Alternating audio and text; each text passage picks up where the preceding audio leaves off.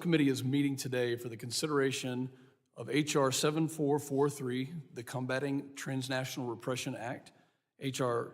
7433, the Law Enforcement Support and Transnational Repression Hotline Act, and H.R. 7439, the Strengthening State and Local Efforts to Combat Transnational Repression Act. Without objection, the chair is authorized to declare the subcommittee in recess at any point. Pursuant to Committee Rule 7 Charlie, requests for recorded votes may be postponed. Without objection, the subcommittee will dispense with opening statements. Members of the subcommittee are reminded that opening statements may be submitted for the record, however. For the benefit of all members, by agreement between the chair and the ranking member, the subcommittee will shortly proceed to the en bloc consideration of the 3 noticed measures in order to expedite the markup. The chair understands that no amendments have been pre-filed with the clerk or are expected to be offered by either side, so en bloc consideration will allow members to freely debate all 3 bills focusing on transnational repression. Without objection, the subcommittee shall proceed to the en bloc consideration of said bills. Pursuant to notice and the previous order of the subcommittee, the chair calls up H.R. 7443, H.R. 7433, and H.R. 7439 en bloc.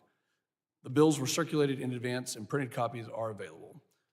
The clerk shall designate the bills. H.R. 7433, offered by Mr. Pfluger. Without objection, the reading of the bills are dispensed with and are considered read and open to amendment at any point. I recognize myself for the purpose of explaining the 3 bills. First, I want to thank the ranking member for his cooperation and coordination in preparing for this bipartisan markup, and it truly is an effort in bipartisanship based on a hearing that we previously had. In the 118th Congress, the Committee on Homeland Security has held multiple hearings to examine the threat of transnational repression in the United States, which has grown significantly in the last few years. The committee has heard testimony from victims of transnational repression, including but not limited to Masih Alinejad, Enes Kanter Freedom, and Dr. Bob Fu of my home district in Midland, Texas, all of whom have been egregiously targeted on U.S. soil for criticizing authoritarian regimes. Transnational repression is the act of a foreign government or an individual acting on behalf of a foreign government, targeting an individual or community in another country and using violence, assassinations, the threat of violence, digital threats, family intimidation, smear campaigns, or the manipulation of legal processes to harass and intimidate individuals that are critical of the nation acting as an aggressor. The Chinese Communist Party, the Iranian regime, and others have gone beyond their borders to silence their citizens and Americans who defend human rights and advocate for free speech. These hostile acts are a direct challenge to our nation's sovereignty and the rule of law. It's important that the Department of Homeland Security takes steps to recognize, assess, and help address this threat, thereby reducing risk to the people of the United States. One such way involves DHS's Homeland Security Investigations, or HSI, which through its investigative authorities works at the federal, state, and works with federal, state, and local partners to deter, dismantle, and mitigate criminal enterprises and hostile foreign government actors engaged in transnational repression. One of the bills we're marking up today, H.R. 7443, is an important measure that would authorize a dedicated transnational repression office within DHS's Homeland Security Investigations to analyze and monitor the repression and related terrorism threats and require HSI to take actions to prevent these acts. This follows a recent report by the GAO published in October of 23 that found agency actions are needed to address harassment of dissidents and other tactics of transnational repression in the United States. H.R. 7433 amends the Homeland Security Act of 2002 to establish a transnational repression hotline and conduct a transnational repression public service announcement campaign. I'd like to thank Representative D'Esposito for his attention to this important matter and particularly appreciate the provisions requiring a law enforcement support hotline and an incredibly important public service awareness campaign educating the public on the issue of the threats and the resources available to the victims. I think it's especially critical now, given the operation of an illegal overseas police station of the Chinese Communist Party in New York City. According to the Justice Department, the CCP, through its repressive security apparatus, established a secret physical presence in New York City to monitor and intimidate dissidents and those critical of its government. And the CCP's actions go far beyond the bounds of acceptable nation-state conduct. Just last July, Representative D'Esposito and I visited and met with the heads of NYPD's Intelligence and Counterterrorism Division to discuss a myriad of issues, including repression and the NYPD's work related to the Chinese government police stations within Manhattan. It is paramount that we decisively defend the freedoms of all of those living in our country from the threat of authoritarian repression. I also support the measure offered by the ranking member, Mr. Magaziner, and appreciate his bipartisan approach in working together with the majority. I'm proud to support Ranking Member Magaziner's measure today, H.R. 7439, to require the Secretary of Homeland Security to prioritize the strengthening of state and local law enforcement capabilities to combat transnational repression and related terrorism threats. And I'm also proud that this committee, I think, is leading the way when it comes to coming together to address an issue, to work in a bipartisan manner to help protect not just freedom of speech, but the safety and security of any American here on our soil. And I, at this point, now recognize the ranking member, Mr. Magaziner of Rhode Island, for the purpose of explaining his bill.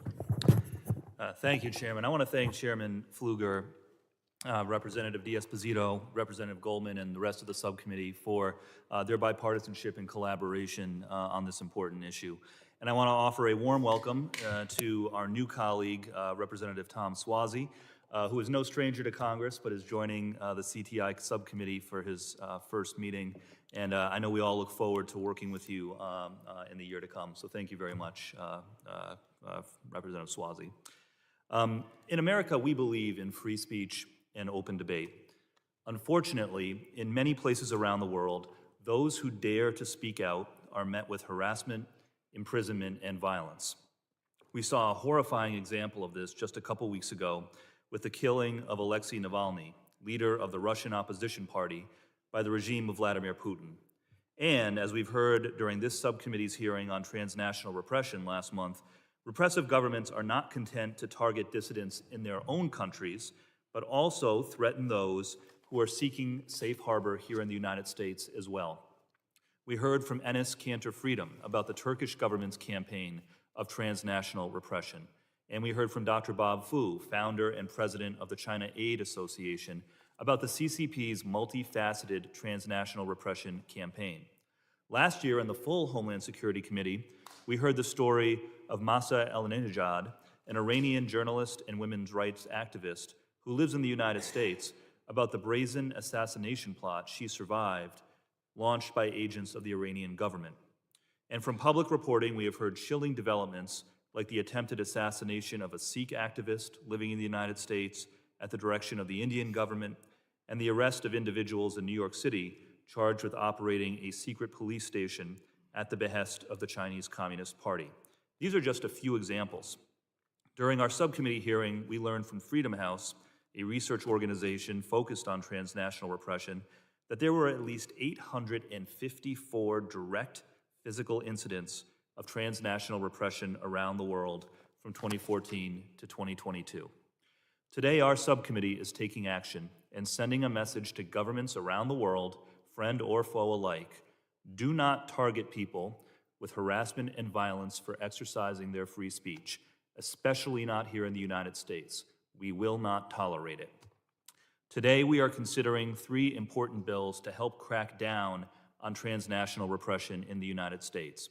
My bill, H.R. 7439, the Strengthening State and Local Efforts to Combat Transnational Repression Act, will ensure that state and local law enforcement get the training they need to identify, pursue, and investigate transnational repression in the communities that they serve.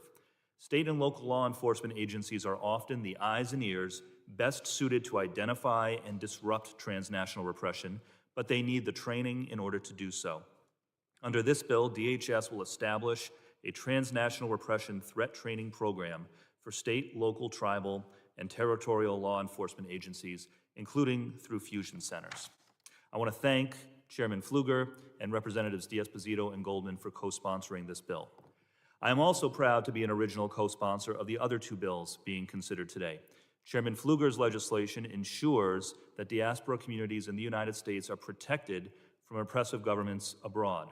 It creates a new office within the National Security Division of Homeland Security Investigations to focus on analyzing and monitoring transnational repression and terrorism acts. Mr. D'Esposito's bill will give people who believe they are victims of transnational repression a safe way to report their victimization to DHS through the hotline and public awareness campaign. These are all good bills, and I am proud to support them. Chairman, I'm happy to join you in this bipartisan effort to crack down on transnational repression. I thank you for your approach, and I look forward to continuing to collaborate throughout the remainder of the 118th Congress. Thank you all for your collaboration. I yield back. I thank the ranking member and now recognize the gentleman from New York, Mr. D'Esposito, for the purpose of explaining his bill. Well, thank you, Chairman Pfluger and Ranking Member Magaziner, for leading this subcommittee markup and for consideration of my bill, H.R. 7433, the Law Enforcement Support and Transnational Repression Hotline Act. I'd also, too, like to take this moment to welcome fellow Long Islander Tom Suozzi to the committee, and I know that this committee is 4 Long Island strong, and I think this markup today is a perfect example how us Long Islanders can work for the best interests of not only Long Island, but New York and the United States of America.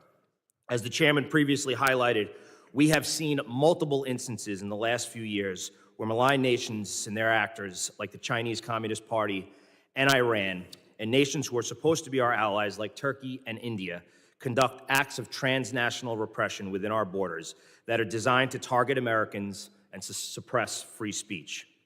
Our nation cannot allow any government to violate our sovereignty and challenge the rule of law. I'm proud to represent the diverse community that makes up New York's 4th Congressional District. As a retired NYPD detective and former councilman in the town of Hempstead, I know that the diverse communities in my district contribute greatly to the culture and welfare of the great Empire State. They should be able to live free of fear from persecution of foreign malign actors. I am proud to have introduced H.R. 7433, the Law Enforcement Support and Transnational Repression Hotline Act. This legislation instructs DHS to create a PSA campaign that is designed to educate communities on the threats posed by transnational repression. In addition, this bill establishes a hotline within the Department of Homeland Security for victims to step out of the shadows and reports instances of transnational repression. This legislation, along with the bills offered by Chairman Pfluger and Ranking Member Magaziner, are critical first steps in providing our communities with valuable tools to safeguard the American public and combat transnational repression. Again, I want to thank this committee for their hard work, Chairman, for your leadership, and with that, I yield back. I thank the gentleman. Does any other member seek recognition? Recognize the gentleman from New York, Mr. Suozzi. I want to thank you, Mr. Chairman, for this warm greeting. Mr. Magaziner, thank you so much. Mr. Esposito, Mr. Crane, look forward to getting to know you. I'm intimately familiar with this issue. It's a very, very important issue, as I'm the former chairman and founder of the Uyghur Caucus. And I know many people who are part of the effort here in the United States of America to point out the forced labor camps and the other awful atrocities taking place in China to the Uyghurs. And they've all been victims of transnational repression. And we've tried to work with the FBI in the past, and that coordination is not an easy thing to accomplish. So I'm excited to hear that Homeland Security, under this bill, will have an opportunity to help these victims who are being persecuted in our country. So thank you very much for the good work that you do, and I'm excited to see the bipartisan nature of this committee. Thank you. I thank the gentleman. Are there any other members seeking recognition? I'd like to take a moment of personal privilege to highlight in the room that there are a couple of guests from the Midland, Odessa area, Mr. Jay Hendricks, his colleague Matthew from CBS 7, who have reported on this issue for many years with that of Dr. Bob Fu. And we thank them for being here. We thank you for your work of getting that story out, which has had an impact on what we're working on here. Are there any amendments to the bills? Hearing none, the question is on favorably reporting the bills H.R. 7443, H.R. 7433, and H.R. 7439 en bloc to the full committee without amendment. Those in favor say aye. Aye. Aye. Those opposed say no. In the opinion of the chair, the ayes have it, and the motion is agreed to. Without objection, motions to reconsider are laid on the table. Without objection, staff is authorized to make any required technical or conforming changes to reflect the actions of the subcommittee. This concludes the consideration of the bills noticed by the subcommittee for today. There being no further business and without objection, and With a massive thank you to both the minority and majority staff who have put a lot of work into this bipartisan effort, the subcommittee now stands adjourned.